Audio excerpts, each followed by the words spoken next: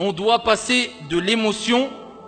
Ici, quand on parle d'émotion, c'est ce qui concerne al-awatif, tout ce qui est émotionnel, les comportements émotionnels. On doit ici passer de l'émotion à la sagesse, al-hikmah. Ou dit, si tu veux, de l'émotion à l'action. Parce que Ibn al-Qayyim, rahmatullahi alayhi, quand il décrit al-hikmah, la sagesse, il dit que c'est fi'lu ma yanbaghi ala al-wajhi alladhi yanbaghi wa fi al-waqti alladhi yanbaghi. Fi'l, donc c'est une action. La sagesse, c'est agir, contrairement à ce que certains pensent. Mais c'est agir comment? C'est ce qui nous importe. Donc on doit passer de l'émotion à la sagesse, c'est-à-dire à l'action encadrée, contrôlée. C'est ce qui est demandé aux musulmans. Donc je pourrais me limiter à vous dire il faut donner des dons, il faut partager des images. C'est bien plus profond que cela. Il faut vraiment comprendre qu'est-ce que c'est qu'une réaction constructive. Et c'est ce qu'ont besoin les musulmans et les musulmanes aujourd'hui.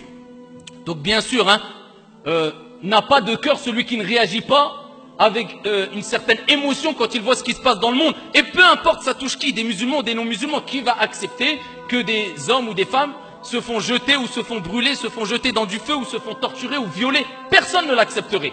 Donc c'est normal que ça nous fasse mal, encore heureux. Mais maintenant, comment contrôler cette émotion? Car il y a différents types d'émotions. L'émotion peut provoquer la crainte, l'émotion peut provoquer le rire, et l'émotion peut provoquer les pleurs. Et certaines personnes qui ne contrôlent pas leur émotion, l'émotion peut provoquer de la haine. Et rajouter de l'huile sur le feu et provoquer mal sur mal. Donc c'est pour ça que cette émotion-là doit être encadrée, doit être contrôlée.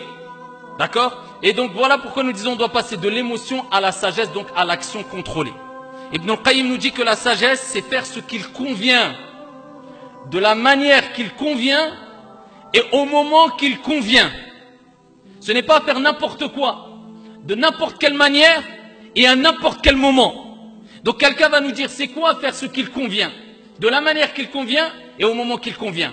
Celui qui t'interroge déjà, eh bien il a commencé à ouvrir les yeux. Il a commencé à encadrer ses émotions, il a commencé à comprendre c'est quoi agir selon les préceptes religieux avec science et clairvoyance.